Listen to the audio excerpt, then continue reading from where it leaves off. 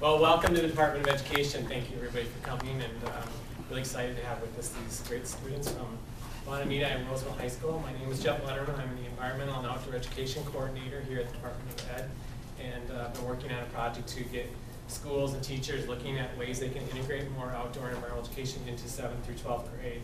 So this fits really well with what I've been working on, and these students have had a wonderful experience last semester, and I first found out about Conserve School when a friend of our family, I live in Mahtomedi, was attending, and she went to the first year of the semester experience at Conserve and introduced it to my family, and my daughter is here also, one of the students.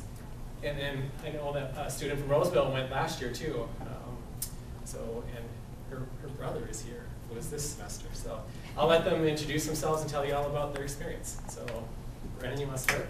I'm Brennan. I'm from Mahtomedi High School. I'm a senior there. I'm Ryan. I'm also from Mahtomedi, but I'm a junior. I'm Katie. I'm a junior at Roseville. I'm also Katie. I'm a junior at Mahtomedi. I'm Cole, and I'm also a junior. I'm Logan. I'm a junior at Roseville. And before I forget, I have some resources in the back, and there's flyers about Conserve School and information about my program, and then some other background about environmental education. And then Beth Mercer-Taylor, Katie's mother, also brought some stuff from the University of Minnesota. And if you have time, you can say a little more about it. But there's some other information back there about her program. She works at the University of Minnesota Institute on the Environment. So thanks everybody for coming. And the general overview of what they're going to talk about, they all met yesterday and kind of broke out the different components. And we're going to start with kind of an overview about semester school. So Katie Mercer-Taylor, you first. Right, so obviously Conserve School is a semester school, and because it's a semester school, that caused a lot of the really great things about Conserve. One of the big things is that you can focus at a semester school on a topic that more students are interested in. Since you're not going there for 4 years or 1 year, you're only there for 4 months, you can really focus on that topic with a lot of energy and enthusiasm for that length of time. And it also, I mean, since you're attracting all those people who are interested in one topic, you can have teachers who are really enthusiastic about it as well, and who are really willing to teach that, and they don't have to teach to a test like they would at a lot of other schools and things like that. You were going to talk a little bit about the mission of Conserve. Oh, the mission of Conserve School, right. Conserve School is all about inspiring kids to care more about the environment through a lot of hands-on education, especially outside. Really engaged learning, not just sitting in a lecture hall or taking a lot of notes. Spending a lot of time outside in such a beautiful place. Conserve School is set in northern Wisconsin in the middle of the woods. It's a very pretty place, so it really encourages kids to be environmental stewards through that. And Conserve School came about in the will of James R. Lowenstein. And in 2002, the school opened as a 4-year private school, and in the fall of 2010 it was switched over to a semester school format. And so once that happened, they really downsized their program. They went from having 200 students in I think it's 4 to 5 separate dorm buildings to 60 students spread in 2 dorm buildings with 7 teachers and a minimum of support staff. The school sits on Lowenwood, which is our campus. It's 1,200 acres, and that was James R. Lowenstein's Northwoods property that he named Lowenwood, and that's where Conserve School is based, and that's a little background. I'm going to talk a little bit about the campus. So Conserve School was located in Orlando Lakes, Wisconsin. It's right on the border of Wisconsin and Michigan. And that border of Michigan is also the starting of the Sylvania Wilderness Area, which Conserve School had a lot of access to, which was pretty cool in the first place. But the campus itself was, like Cole said, 1,200 acres. And there was one road that created a loop, and the 5 residential buildings were inside of that loop. Like Cole said, there was one building for the guys and one for the girls, and the other 3 were used for the teachers because they had apartments in them, and they got to spend at least a little bit of time away from the students. But we also had the LAB and the LRC. The LAB was called the Lowenstein Academic Building. That's where all of our classes were taken except for field instruction. We also had the cafeteria in there and what we called the gathering space, which is basically what you would think of as a huge lobby area. Lots of couches, chairs, checkerboards, just things to keep us busy in between classes. And then the LRC, which is the Lowenstein Recreational Center. And that is where our field instruction class was held. It also had a gymnasium, some other random equipment like ping pong tables or foosball tables. And it also held a lot of the equipment like cross-country skis or snowshoes or all of our outdoor gear. We also had a few other buildings outside of that loop that were to help the campus. We had what was called the Green Machine, and it helped turn over a lot of the waste and give it back to the community with water, and it also helped with a greenhouse that we had there, so that we could turn over almost all of the waste just locally within it and use it again. Composting. Yep, composting. And I think that was all the buildings. The academics is something I really wanted to spend a lot of time on, so we've kind of broken up the schedule.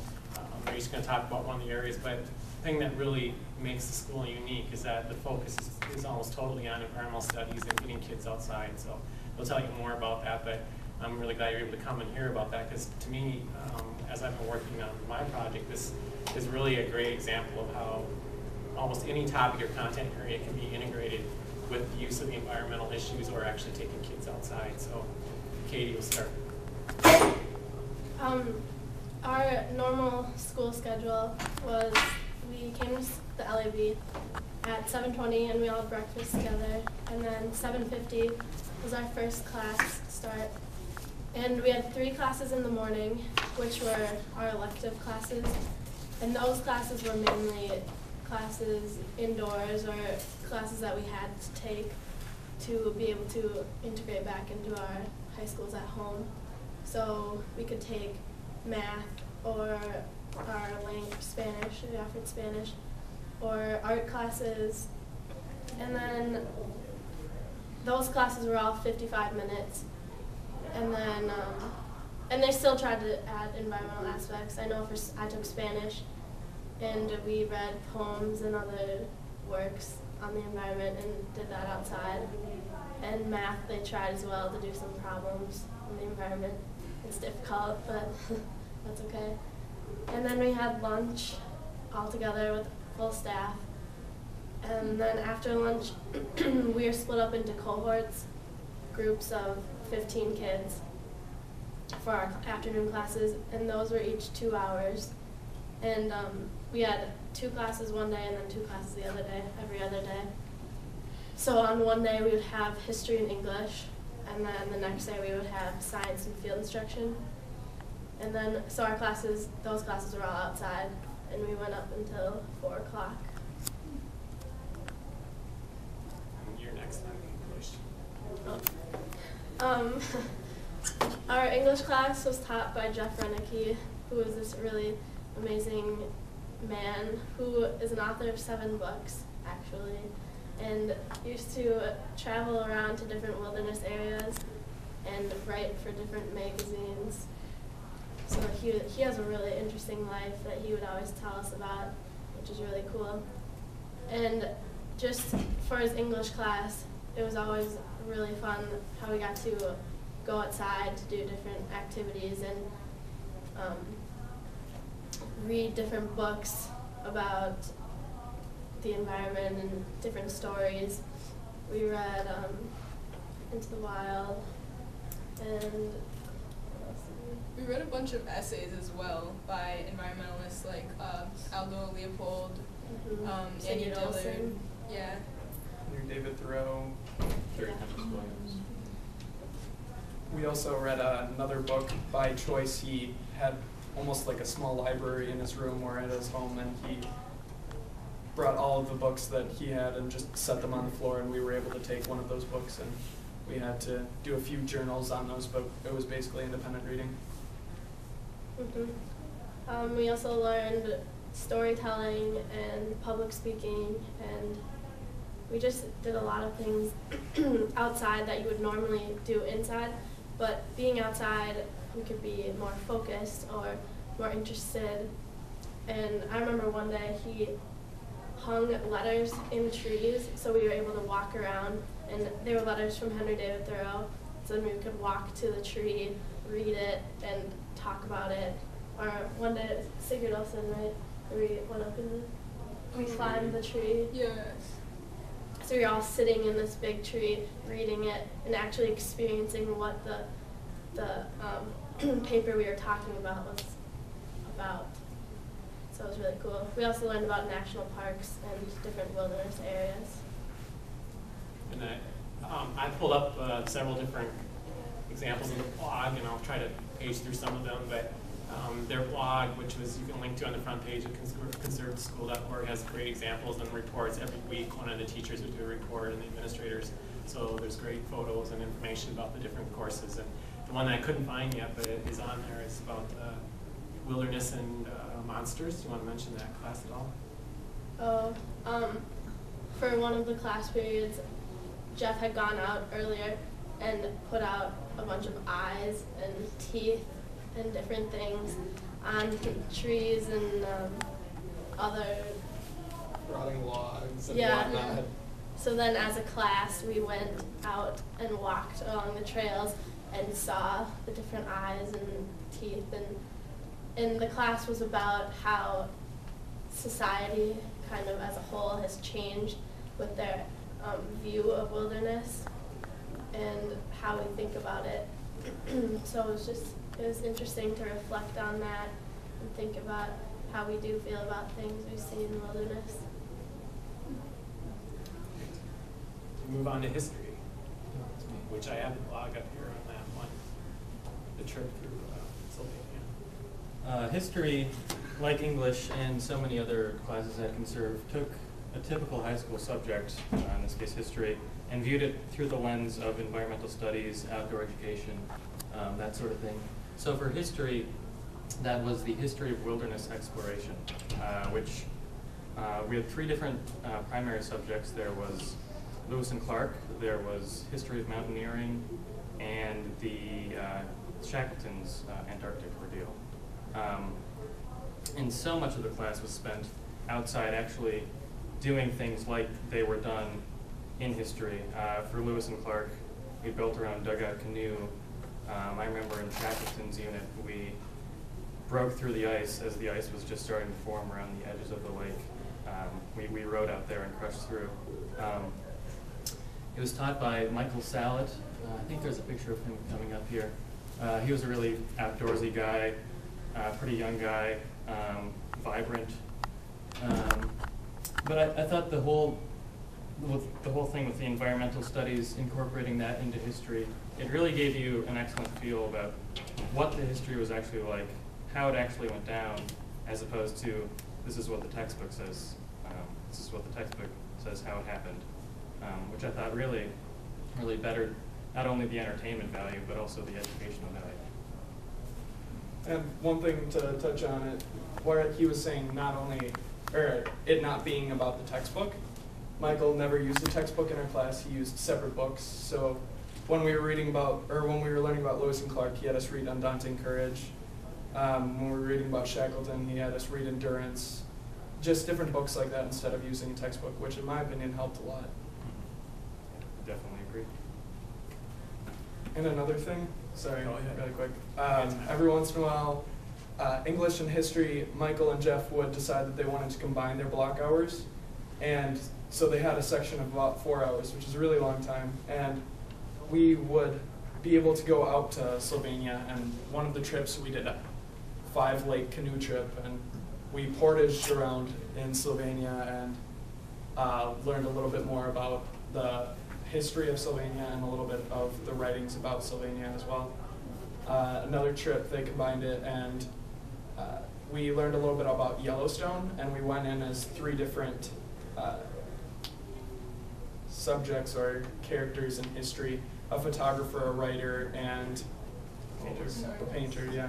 or an artist, and we went into Sylvania and we spent several hours, or depending on your group, however long a chunk of time was, just sitting there and writing about Sylvania, what we thought about it, or drawing or painting or taking pictures.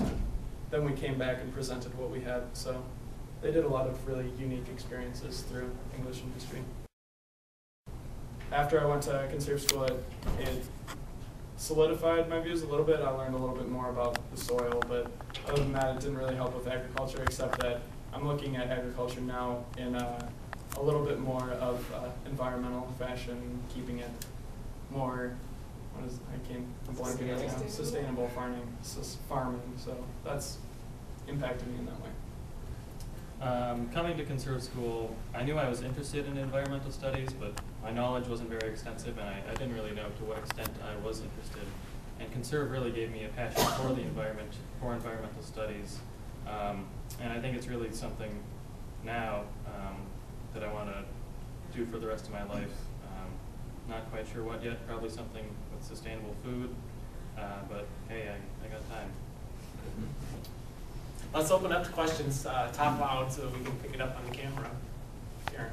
What has your transition been like as you come back to your respective schools in terms of some of the positive things as well as some of the challenges, going back to your traditional school environment?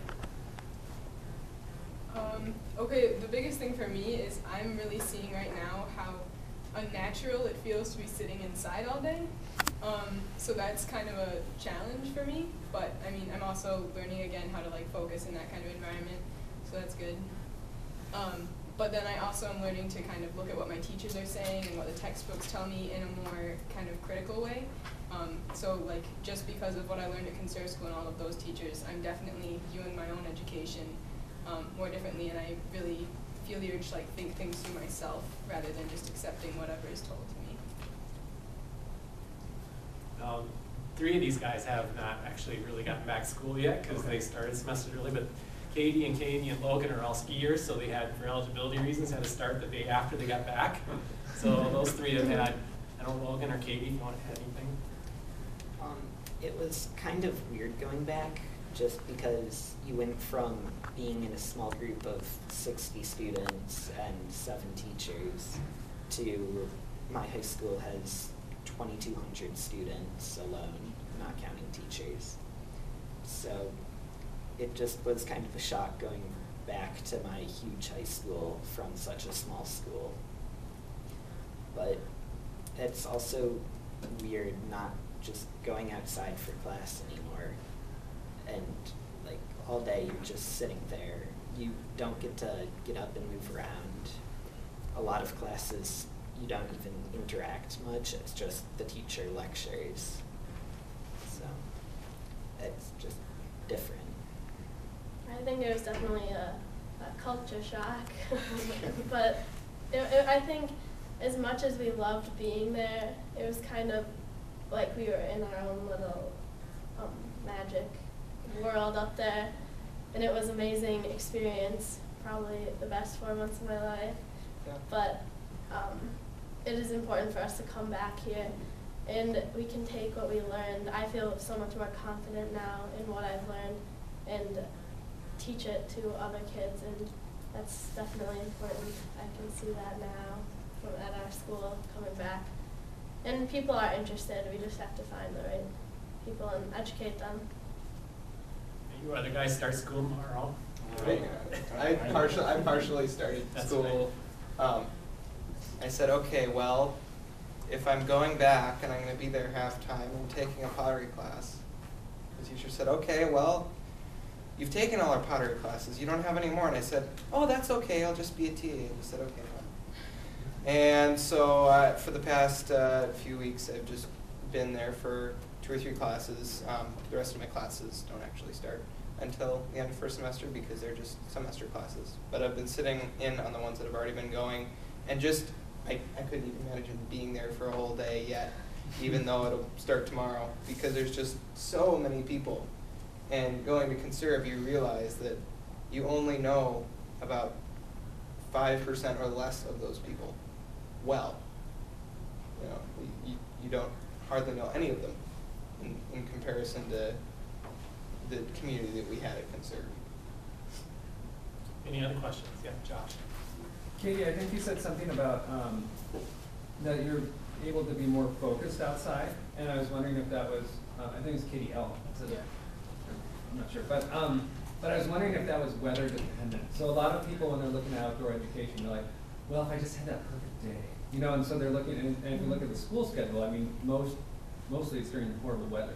I mean, you know, most days there's snow on the ground, so people pick out like 2 days in September, October, and maybe 2 days in May. That would be the perfect outdoor classroom setting. But could you speak to maybe being more focused when it's rainy or windy or horrible weather? Well, I think we must have been blessed with good weather this fall, but yeah, I think sometimes it was challenging going outside in the cold, or we did go out when it was raining and other things, but I feel like just being out in the elements, you actually tend to get past that and focus more, because I don't know what it is.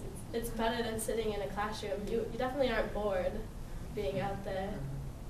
I think part of it is overstimulation to a person. Sometimes there's so many things going on that you just kind of automatically accept, okay, I can't really focus on any of those other things, and right now I just have to focus on getting this canoe in the water and getting it to the opposite side of that lake, because it's going to be warmer over there and I think I'll be drier. And so that's what you do. You just get there and go. And I think sitting in a classroom, you know, there's that one focus, but then it's the, you know, it's the drone of the teacher's voice, or it's something, and you start wandering off and looking at that small interesting spot on the wall, and that, you know, that kind of a thing. So I think it's the overstimulation of it maybe is what causes people to focus and realize, all right, you know, I've got 3 things to do, let's do them and get it done. So Anybody else want to address that, Brennan? I think you have to make the most out of the weather you're given too. When it was cold, for example, and snowy, Michael, the history teacher, brought out sleds one class, and we dragged people around on sleds, which, despite the cold, kept us warm and engaged in the outdoors. And one day, in English, it was cold and rainy and pretty windy. And Jeff, the teacher, planned that day as the day we'd go out and climb a tree and read the John Muir story about him climbing a tree in a storm when it was windy and rainy. So I think weather can make outdoor education not the most ideal at times, but you can really take advantage of it as well. Oh, yeah, I just wanted to add that I focus much better in class when I'm enjoying the class, and I don't really enjoy sitting in classrooms for like hours on end. So regardless of the weather, I usually enjoy being outside more than inside, and that really makes me want to pay attention and want to learn in that environment. Any other questions? Would you say that most of the percentage of students that go to this program have had a lot of opportunities outside already, or did you find students that didn't really have a lot of opportunities outside? There were a few girls from New York who definitely didn't have as much access as a lot of people to being outside, so I think that was really special for them. yeah. Also, there was one girl from Florida who had never been camping before. There's a very, very wide variety of people who are very experienced being outdoor and then who had almost no or little experience. So I think they do a good job of keeping that in mind, though, and making sure that everyone knows how to do what they need to do and still have fun doing it. So. I think, I mean, I'm sure it's on their website and stuff too, but as far as your understanding is with credit transfer and graduation time and all of that stuff, that going away to a different high school for a semester just seems like it could be, you know, a lot of people think, well, I don't know if I'll be able to graduate. So was that, in your experience, from your point of view as a student, did that all make sense to you as far as, oh, I know that I'm going to have all the credits I need, this is going to, you know, be better for, or maybe I'm worried about it hurting my GPA, all of that stuff. I think that since we had people from both our respective districts that had gone to Conserve and kind of paved the way ahead and said, all right, for the people who follow after me, this is what it's going to look like. In our district, we had Julia Reich, and she went CS1. And all her credits transferred, and as did all our credits transferred. The classes are hard, but they're not unbelievably so.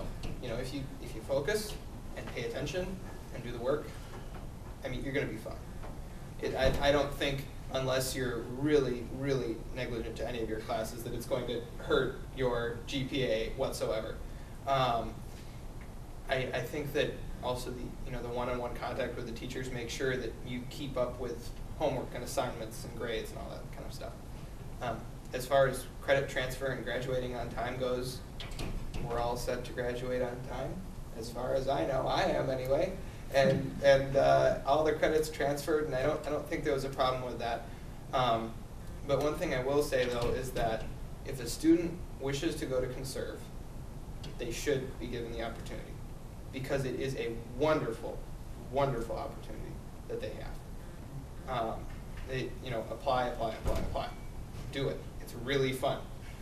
You go in and you probably won't know anyone. Probably. There are 4 people that went to Conserve, so I had 3 other wonderful people that I knew were there that I could talk to. But you go in and you probably don't know anyone. And that's the biggest part of it. Because you come out of there, because of that, with the strongest friendships that you might have ever had up until that point. And I think that, the community spirit, and everybody's there together, and you all got to get through it. Everything seems to work as far as their program and getting back, and each student is different. You got to organize it kind of on a one-on-one basis, but it all seemed to work just wonderfully. So I'm going to ask you one more question. What advice would you have for your teachers coming back, or other teachers that might be thinking about doing this, or offering classes outside, or using the environment? Do it. Do it. Just have the courage and have the guts to just take your kids outside. Just get them out there. Because as we grow despondent from our natural world, we are losing a part of ourselves. We evolved to live outside. And so the more we're outside, the better we are. And the happier we are, I think, in the long run. I think my fellows would agree with me on that one. Yeah, about being happier outside, that was one other thing that you might not think of when you're considering outdoor environmental education. I think it's actually really helpful for mental health. Just in terms of the stress of the really hard academic classes that you're taking, spending time outside is kind of what humans are naturally meant to do, and also just really helps you just be happier and less stressed out all the time in school. It's a better, healthier environment, I'd say, than spending all day inside. And it promotes physical health. Right. Absolutely. Well, we've gone past our time, and you guys can hang around for a few more minutes, maybe? Or do you got to get going? Hang around. So people, other questions going up, but thank you very much for being here.